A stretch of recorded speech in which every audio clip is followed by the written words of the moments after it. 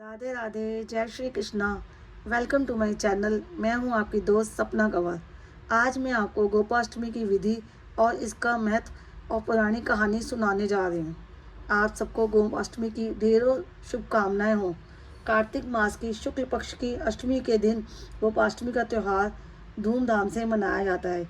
ये दिन गाय की पूजा करने के लिए श्रेष्ठ बताया गया है, क्योंकि इसी दिन से भगवान श्री कृष्ण ने गोचारण की परंपरा शुरू की। पौराणिक मान्यता के अनुसार गाय के अंदर कई देवी देवताओं का वास होता है।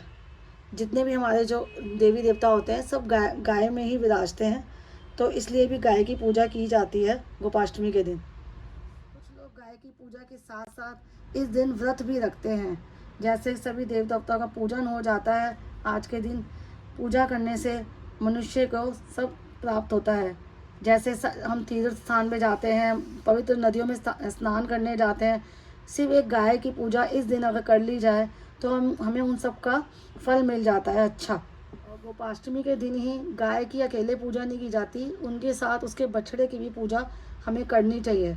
ऐसा करने से, पूजा करने से हमारे कई जन्मों के पाप धुल जाते हैं।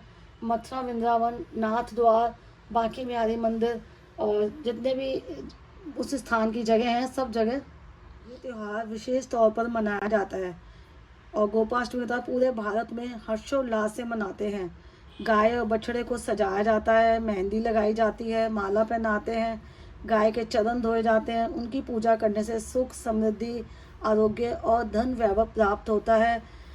और गाय की पूजा से हमारे पाप भी नष्ट हो जाते हैं।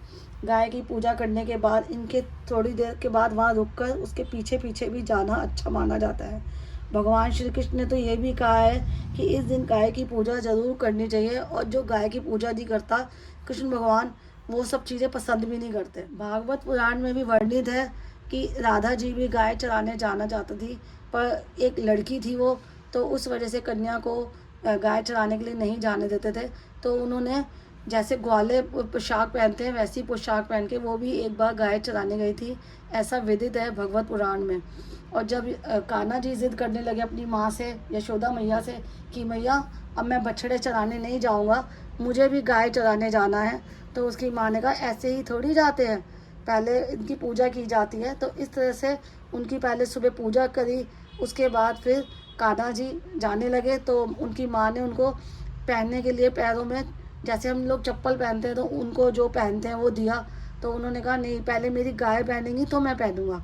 तो इस तरह से यशोदा मैया कहती वो कैसे पहनेंगी कान्हा, तो उन्होंने नहीं पहनी, और वो भी गायों के साथ ऐसे ऐसे ही बिना चप्पल पहने ही गाय चराने गए।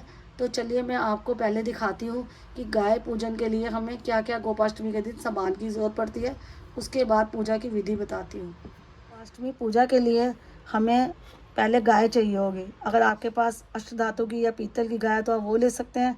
अगर नहीं है तो इस तरह के मार्बल की गाय, जिसमें बछड़े भी साथ में बने होते हैं, क्योंकि बछड़ों की भी पूजा होती है।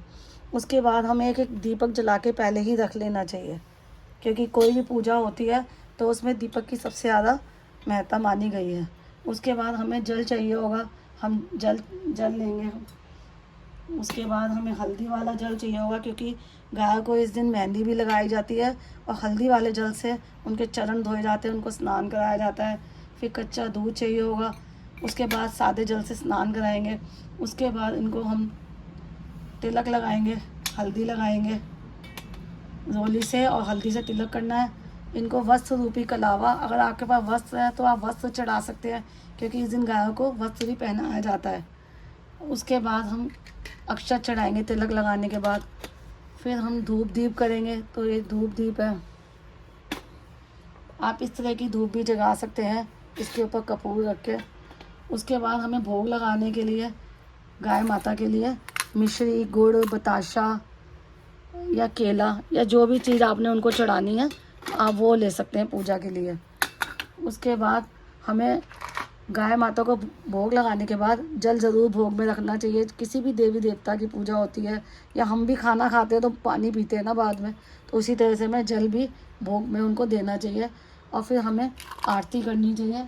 आरती के बाद हमें कपूर भी उसके अंदर लगा के आरती कर सकते हैं। इस तरह से ये सारी सामग्री है जो पूजा में यूज़ होगी। आइए मैं आपको पूजा करके दिखाती हूँ कि कैसे शुरू करते हैं गाय की पूजा। शुद्ध जल से गंगा जल मिलाकर गाय माता को चरण को धोना है और बछड़े को भी। उसके ऊपर जल डालना है। फिर हमें जो हमने हल्दी वाला जल लिया है वो हल्दी वाला जल भी डालना है। उसके बाद हमें दूध से, कच्चा दूध है ये, कच्चे दूध से गाय माता का स्नान कराना है। आप चाहें तो बाहर जाके गाय माता की भी पूजा कर सकते हैं। पूरी इसी विधि से वो साक्षात गाय माता की पूजा हो जाएगी और आपकी पूजा भी अच्छी होगी। वो दूध से स्नान के बाद हमें इनको फिर से शुद्ध जल से स्नान कराना है।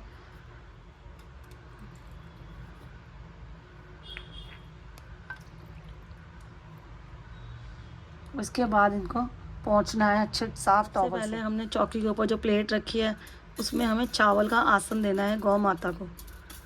बिना आसन के नहीं विराजते।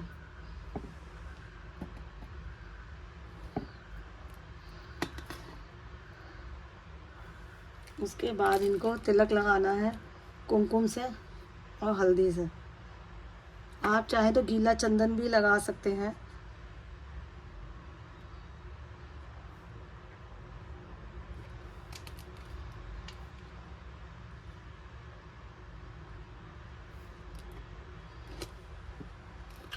इस तरह का गीला चंदन आता है, मार्केट में मिलता है। इसको गीला नहीं करना पड़ता, बस लिया और लगा दिया।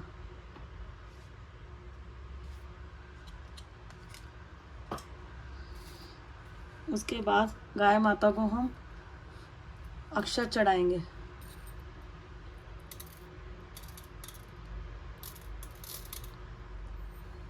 और वस्त्र रूपी कलावा हम गाय माता को पहनाएंगे। अगर आप वस्त्र चढ़ाना चाहें, जैसे कि रुमाल चढ़ा सकते हैं आप, कोई कोरा नया रुमाल पड़ा हो तो वो चढ़ा दें, नहीं तो इस तरह से वस्त्र रूपी कलावा मानसिक रूप से बोलते हुए ये चढ़ा देंगे गौ माता को। इतना करने के बाद हमें गाय माता के ऊपर पुष्प चढ़ाने हैं। इस तरह से पुष्प से कर देंगे। पुष्प हमें अपने दीपक में भी रखना है। तो एक दीपक जलाना है हमें और एक धूप बत्ती जलानी है। इसके बाद गाय माता को धूप दीप से उनकी हम पूजा करेंगे। धूप बत्ती और इससे जो हमने ये काली वाली धूप जलाई है, गूगल वाली होती है, बहुत अच्छी इसकी खुशबू है। और देवी देवताओं को तो वैसे भी इत्र लगाया जाता है, खुशबू उनको बहुत पसंद है। इनकी पूजा करेंगे, इनकी आरती करेंगे गौ माता की, और उसके बाद इनको भोग लगाया जाएगा।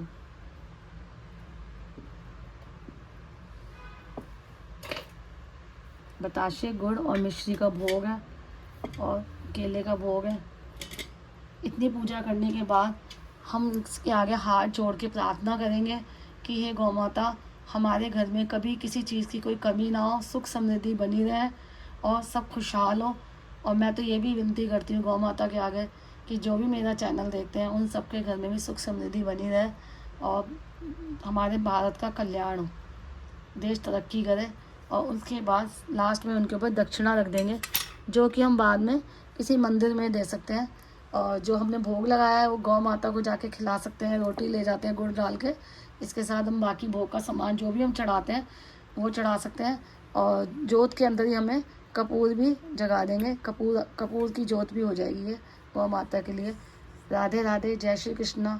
आपको मेरी वीडियो कैसी लगी आप ज़रूर बताइएगा। Thank you.